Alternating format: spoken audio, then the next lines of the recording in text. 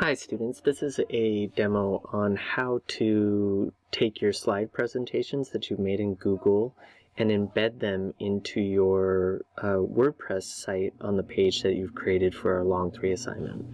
So I'm in the back end here of my WordPress. This is just a demo site that I've created for the course. And I'm going to create a new page. So I'm going to add a new page.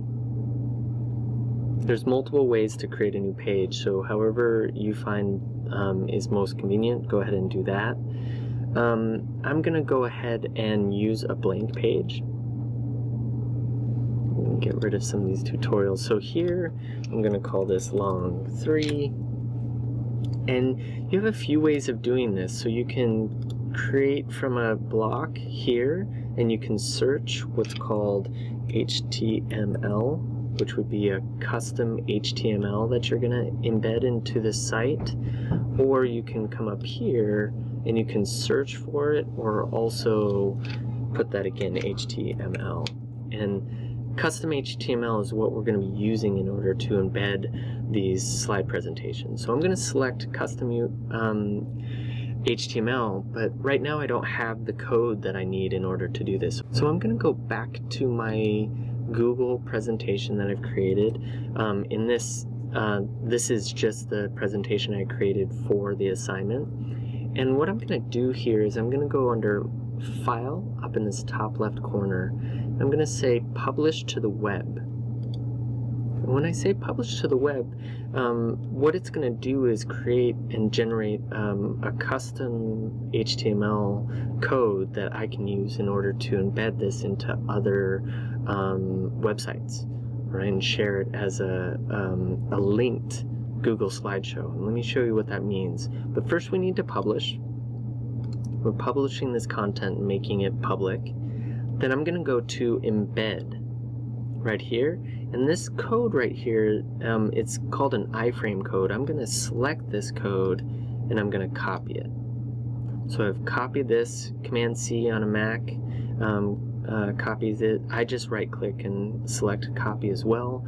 And you also get to change some of the dimensions. So I'm going to stay with the default that it's using, but if you want to go ahead and make it larger or smaller or even custom, you can do that. Make sure when you do select this, you reselect and copy that code. Alright, now you have some auto features here too. I just leave it at the default personally, but you can do it as you like, and then you can also play around with some of the settings here, but I'm not gonna go that far. All right, so I can restrict content if I like, but that's totally up to you. So I'm copying this code, and I'm going back to my WordPress, and I'm gonna paste it there. Okay, and you can see it held on to the width and height of this presentation. So if I go ahead and select off of that, you can see this is now code that's embedded on that site. And I'm gonna make sure, I'm gonna preview it first. I'm gonna preview it as a desktop version in a new tab. And you can see here is that Google Slide presentation that you can walk through, right, or flip through.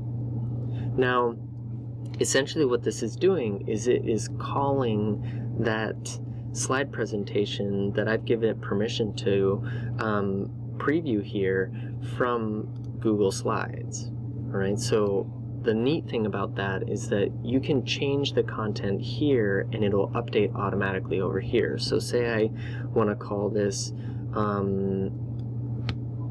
let's just do this for the sake of it. I'll call it Part 1. Now watch what happens when I come back over here and re-preview here. It changed in the presentation of it on WordPress. Right, so that's what it's essentially doing. Okay, now I hope that makes sense. The only thing that I've seen that becomes a bit of an issue that I'm also going to address in the presentation for this assignment is that sometimes WordPress doesn't want to center this presentation on the page that you've created. If that's an issue, let me know and I'll show you how to correct that. All right, good luck.